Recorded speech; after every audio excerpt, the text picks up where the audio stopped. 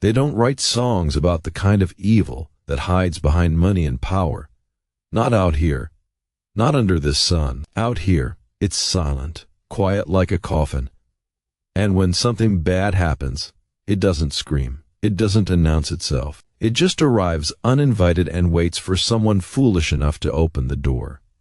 That morning, Caleb Thorne opened the door. It was a dry, tight, heavy dawn in Tombstone, Arizona, the kind of morning where the air already feels tired before the day even begins. Caleb stepped outside with a cup of coffee in his hand, the old wood of the porch creaking under his boots. The land stretched out quiet in every direction. No wind, no birds, nothing moving but heat rising off the dirt. He'd come out to check on the livestock, same as always.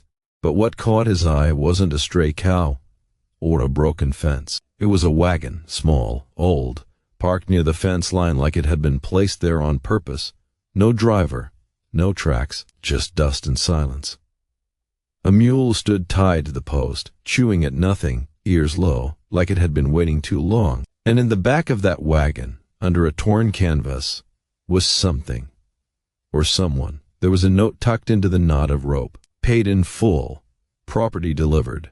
Caleb narrowed his eyes. He hadn't ordered anything. And even if he had, no man sends property without a name or a knock. He stepped closer. The smell hit first. Sweat. Blood. Old fear baked into fabric. He pulled the canvas back slow.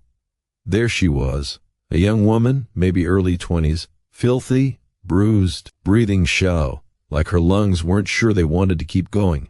Her wrists were tied, her lips cracked, and across her back, barely visible beneath the grime, were deep, angry scars. Her eyes fluttered open. She looked at him the way someone looks when they've already lived through death. And she whispered, "You paid for me. Now finish it." Caleb didn't speak, didn't ask questions, didn't even flinch. He just stood there. Because some men fight wars and think they've seen hell. But hell is to battlefield. Hell is a human being left at your door, carved up and abandoned, while someone out there thinks they've done you a favor. Caleb untied her wrists and carried her inside without a word. He set her down gently in the corner room, the one that stayed coolest when the sun climbed high. And for the first time in years, Caleb Thorne did know what to do next. If you think this is just a story about a girl left at a stranger's doorstep, you haven't seen what she carried with her. Eliza did speak much those first few days. She slept like someone afraid to close their eyes too long, waking at every sound, every shift of light. Caleb did push. He lived around silence long enough to know it had its own rhythm. Some men asked too many questions. He was one of them. He kept her warm, left food where she could reach it. Fresh water, a tin cup by the bed. He never crossed the room unless she was asleep or in need. That kind of quiet takes patience. And maybe a little guilt, too. When he changed her bandages, he saw the scars more clearly, the way they curved down her back. Deep, deliberate, not random. Someone had taken their time, like they were trying to write something into her skin. Caleb did ask, but he noticed the way her shoulders tensed every time boots hit wood, the way her breath caught its sudden movement. On the third night she sat up on her own. Didn't ask for help. Didn't say a word. Just stared into the fire like she was waiting for it to answer back. Caleb sat nearby, sipping his coffee. After a long while she spoke, soft and tired. "You did touch me." He looked up and nodded once. Most men would have. Caleb tossed another log into the fire. His voice stayed low, like he was talking to himself more than her. "I ain't most men." That was it. No speeches, no promises, just truth. Over the next week she started helping around the place, brushing the horses, washing dishes without being asked. One morning Caleb heard her humming.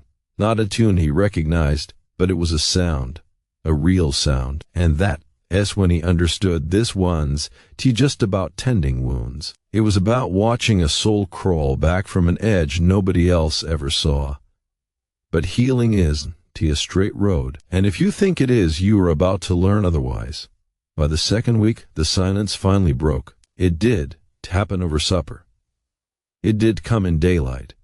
It came late, when the fire burned low and even the coyotes went quiet. Eliza's voice barely rose above a whisper, but it carried like a bullet. She told Caleb what had happened. Not all of it, just enough. She'd worked in the big house of a county official. Long hours, clean clothes, decent enough at first. Then came the gambling, the debts. And when he could pay, he used her like a poker chip. A bet he could afford to lose. One night, she was hauled out, tied up, branded by the very men who were supposed to uphold the law. The scars on her back weren't random. They were a word, carved slow with a knife. Worthless. Caleb did respond. He stared into the fire, jaw tight. He'd seen men gutted in the dirt, seen war up close, but this was different. This one's battle. This was cowardice. And it was wearing a badge. Eliza looked at him, waiting for something. Anything. Caleb stood, walked outside, and came back with ink on his fingers and a letter on the table. A letter to an old army friend in Tucson, a man with weight in the garrison. Caleb did. He need fists or guns yet. He needed proof, and Eliza's scars were proof enough. For the first time she felt something shift. Not joy, not relief, just the quiet understanding that someone believed her pain was worth writing down. That was enough to start. Now, some of you might be wondering where this goes next. And if you are still here, you probably already know. Because when quiet men decide to act, the world does stay quiet for long. A week later, the desert sent them a visitor. He rode in close to sundown, dust trailing behind his horse, hat pulled low. The kind of man you don't trust the moment you see him. Caleb spotted him from the porch, felt the old tension settle into his chest. Trouble has a way of announcing itself without words. The man called out like he owned the place, asked if the delivery had been received, didn't use her name, didn't even call her a woman, just the delivery. That was enough. Caleb leaned against the post, hand loose near his hip. Didn't draw, didn't speak. The man dismounted, boots hitting dirt hard, eyes flicking toward the cabin window. Inside, Eliza watched through the cracks, breath short, shoulders shaking. The man said he was there to collect what wasn't his to begin with. He stepped toward the door. Caleb moved. No shouting, no show. Just a sharp step forward, fist in the man's collar, cold steel pressed under his chin. The fight ended before it could begin. Caleb wasn't trying to kill him, just end it.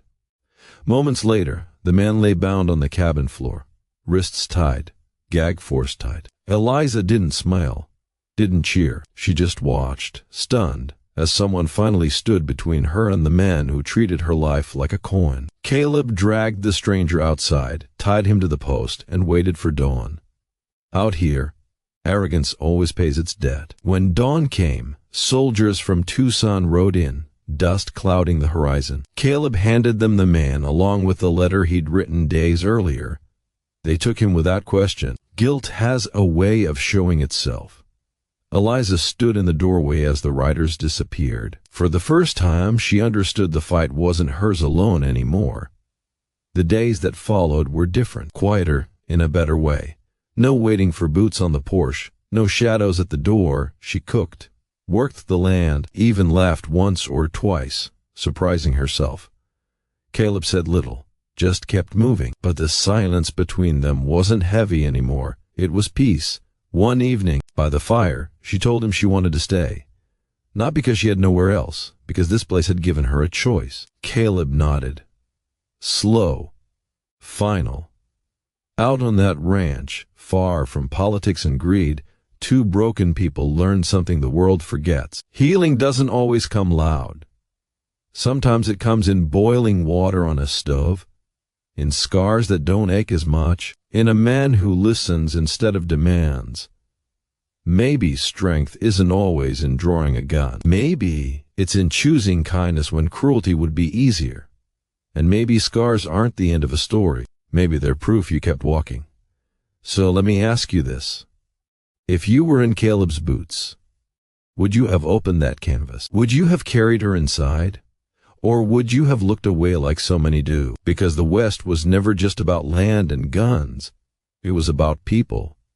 How broken and how brave.